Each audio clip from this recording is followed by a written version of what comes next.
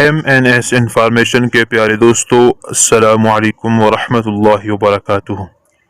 نحمدہ ونصلی علی سیدنا محمد وعلی آلہ واصحابہ وبارک وسلم علیہ۔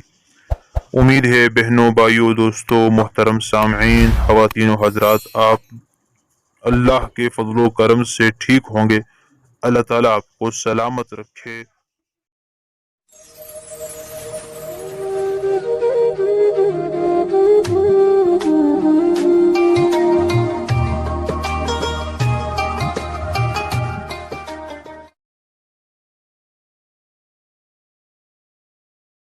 اب رزق تنگ ہونے لگے، صدقہ دے کے رب سے کاروبار کر لو، صدقے سے تمہارے رزق میں اضافہ ہوگا۔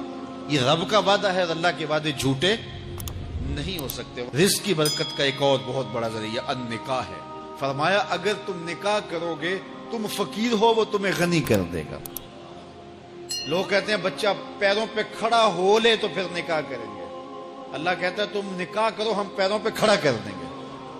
ہمارا فلسفہ اپنا ہے، اس کا حکم اپنا ہے۔ وہ کہتا ہے ابھی تو یہ اپنے لیے نہیں کماتا، تو جو آئے گی اس کو کہاں سے کھلائے گا؟ میاں جس نے آنا ہے اس نے اپنا رزق لے کے آنا ہے۔ تو بچوں کی شادیاں کرو، اگر وہ جوان ہو گئے، رزق نصیب ہو۔ اپنے اہل خانہ کو نماز کے حکم دینے سے رزق بڑھتا ہے، کیونکہ جو صبح کا وقت ہوتا ہے یہ رزق کے بٹنے کا وقت ہوتا ہے، اور جس گھر میں صبح کے وقت لوگ سوئے ہوئے ہوتے ہیں وہاں بے برکتیاں ہوتی ہیں۔ تو طلوع فجر سے لے کر کے طلوع آفتاب تک اپنی اولاد کو، بیوی کو، بچوں کو نہ سونے دیں۔ اس وقت رزق بٹنے کے لمحے ہوتے ہیں۔ کثیر دعائیں مانگیں، تلاوت کلام مجید پڑھیں، اور نماز فجر مرد حضرات مسجدوں میں جا کے باجماعت ادا کریں، اور گھروں میں جو ہے وہ بیٹیاں بہنیں مصلے بچھا لیں، تو اللہ کی رحمتوں کا نزول ہوگا۔ اب ایک حدیث میں رزق کے اضافے کا ایک اور نسخہ ارشاد کیا گیا۔ میرے حضور نے فرمایا جو شخص یہ چاہتا ہے کہ اس کے رزق میں برکتیں ہوں اور اس کی عمر میں اضافہ ہو، تو وہ اپنے رشتہ داروں کے ساتھ سلوک اچھا کرے۔ رشتہ داروں کے ساتھ اگر اچھا سلوک کرو گے تو پھر تمہارے رزق میں برکت ہو۔ غریب ہیں تو ان کی مدد کرو، ان کی بیٹیوں کی شادیاں اپنے ذمے لے لو اگر اللہ نے آپ کو وسعت دی ہے، ان کی پریشانیاں بانٹ لو، ان کا قرضہ ہے تو اتارنے کی کوشش کرو، ان کو مشکلات سے نکالنے کی کوشش کرو۔ تم ان کو مشکلات سے نکالو گے، اللہ تمہیں مشکلوں سے نکالے گا۔ تمہارے رزق میں بھی برکتیں ہوگی اور تمہارے مال میں بھی برکتیں ہوں۔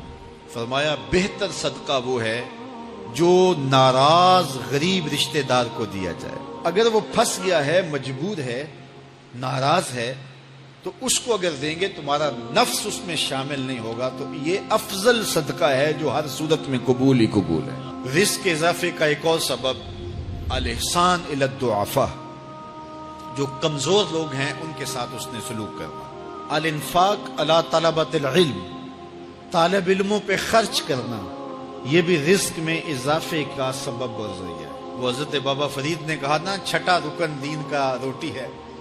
گھر میں کچھ نہ ہو تو پھر نہ نماز اور نہ ہی دیگر امور کی لذت آتی ہے، تو یہ رزق فراواں اور وسیع اور مبارک نصیب کر دے اللہ۔ تو اس کے لیے ایک اور وظیفہ میں دیتا ہوں، اور وہ یہ کہ مغرب کے بعد 21 مرتبہ سورۃ الکوثر پڑھ لیں، کثرت ہو جائے گی انشاءاللہ۔ اول خدوشی پڑھ لیں، 5-7 منٹ لگتے ہوں گے، تو سورہ کوثر 21 مرتبہ روزانہ مغرب کی نماز کے بعد پڑھیں۔ اور اگر بہت زیادہ مسائل ہیں تو ہر نماز کے بعد پڑھ لیں، تو انشاءاللہ آپ دیکھیں گے کہ گھر میں برکتیں اترتی محسوس ہوں گی، انوار کا نزول ہوتے محسوس کریں گے۔ تو یہ وہ رزق کے اسباب ہیں، اگر ہم اختیار کر لیں تو ہم اللہ کی خاص رحمتوں کے حقدار ہوں۔